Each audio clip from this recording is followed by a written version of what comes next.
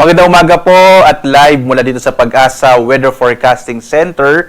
Narito na nga ang lagay ng ating panahon ngayong araw ng Linggo, August 24, 2025. Unahin muna po natin yung mga inilabas nating mga thunderstorm advisories at mga rainfall information. So muli po, maaari kayong bumisita sa website ng DOST Pag-asa sa panahon.gov.ph at makikita po ninyo lahat ng mga inilalabas natin ng mga weather information, particular na yung mga thunderstorm advisories at gayon din itong heavy rainfall warning. Kaya kagaya po ngayon as of 3:30 a.m., may nakataas na yellow heavy rainfall warning, particular na sa may area ng Mindanao, dito sa may Dinagat Islands at sa may Davao Oriental. Mag-ingat po yung mga kababayan natin sa mga nabanggit na lugar, sa mga posibilidad nga ng mga pagbaha, lalong-lalo na sa mga flood-prone areas. At gayon din yung mga pagguho ng lupa or landslides, dulot ng mga malalakas na mga pag-ulan. At so makikita po natin, i-update po ito lalo na every 3 hours kapag may heavy rainfall warning at kung may mga thunderstorm advisories at mga general flood informations, makikita nyo rin po dito sa ating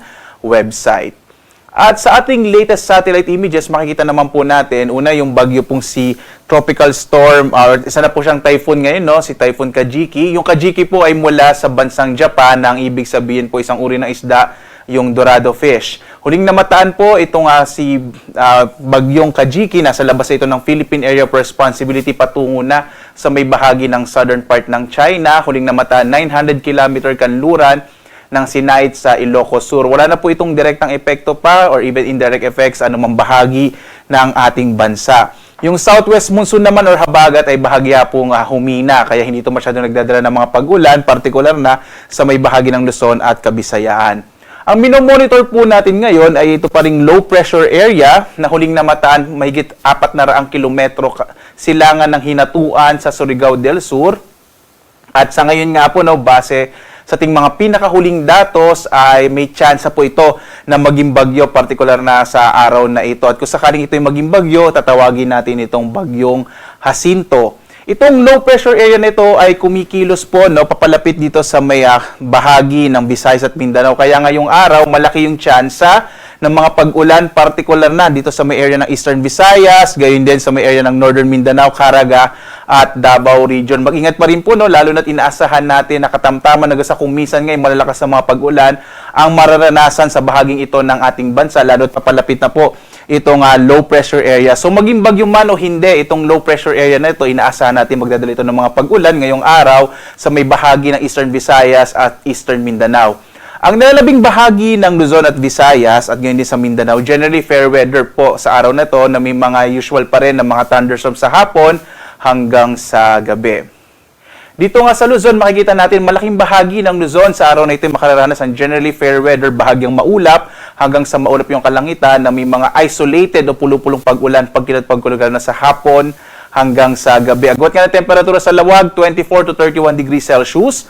Sa Tuguegarao, 25 to 33 degrees Celsius. Sa Baguio naman, 16 to 22 degrees Celsius. Sa Metro Manila, 25 to 31 degrees Celsius. Sa Tagaytay, 23 to 29 degrees Celsius. Habang sa Legazpi, 24 to 32 degrees Celsius. Sa bahagi naman ng Palawan, Visayas at Mindanao, makikita po natin dahil nga medyo humina itong habagat, mga isolated rain showers and thunderstorms ang mararanasan sa bahagi ng Palawan. Agwat ang temperatura sa Calayan Islands, 25 to 32 degrees Celsius. Sa Puerto Princesa naman ay 25 to 32 degrees Celsius. Malaki naman yung tsansa ng mga pag-ulan sa bahagi ng Eastern Visayas, dulot ito ng papalapit nga na low pressure area sa bahagi ito ng ating bansa.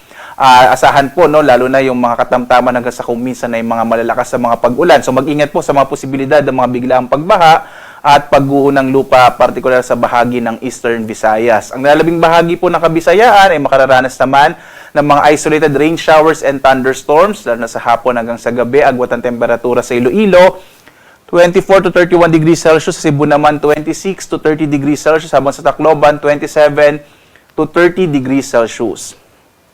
Malaki rin po yung tsansa ng mga pag-ulan sa may silangang bahagi ng Mindanao, particular na nga itong Northern Mindanao, Caraga at Davao Region. Mag-ingat din sa mga potensyal ng mga flash floods and landslide sa mga nabanggit po na lugar, lalo na't papalapit po itong low pressure area na maaring maging bagyo sa araw na ito. Ang lalabing bahagi ng Mindanao ay makararanas naman ng mga isolated rain showers and thunderstorms. Agwat ang temperatura sa Zamboanga, 23 to 32 degrees Celsius. Sa Cagayan de Oro, 24 to 31 degrees Celsius. Habang sa bahagi ng Davao ay nasa 25 to 32 degrees Celsius. Sa lagay naman ng ating karagatan, wala tayong nakataas na gale warning sa anumang bahagi ng ating bansa. Maaaring pumalaot yung mga sakyang pandagat, mga bangka sa mga baybayin ng ating kapuluan. Mag-ingat pa rin po, gayon pa man, sapagkat posibleng nga yung biglang pag-alon ng karagatan or malakas na pag-alon ng karagatan, lalong-lalo na kapag meron tayong mga thunderstorms. At narito naman yung ating inaasahang magiging lagay ng panahon sa susunod na mga araw.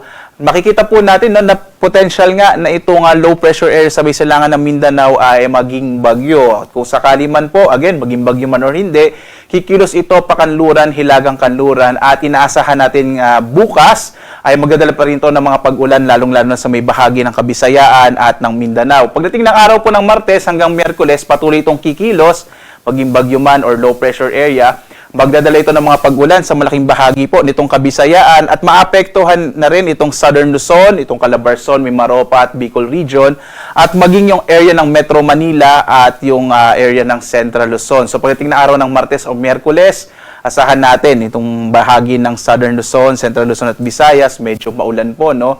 Pagdating naman ng araw ng Huwebes, inaasahan natin muling iiral itong southwest monsoon at magdadala naman ng mga pag-ulan sa may bahagi po ng Palawan at maging dito sa may Occidental Mindoro, habang may epekto pa rin yung low pressure area o bagyo, particular na sa may bahagi ng Northern and Central Luzon. So posible towards the end of the week, medyo maulan naman sa area ng Northern and Central Luzon. Mari pa rin po itong magbago, no? So mag-update pa rin po tayo, lalong-lalo na may binabantayan tayo na isang low pressure area sa kasalukuyan. Ang araw naman natin ay sisikat mamayang 5:43 na umaga at lulubog, ganap na 6:14 ng gabi.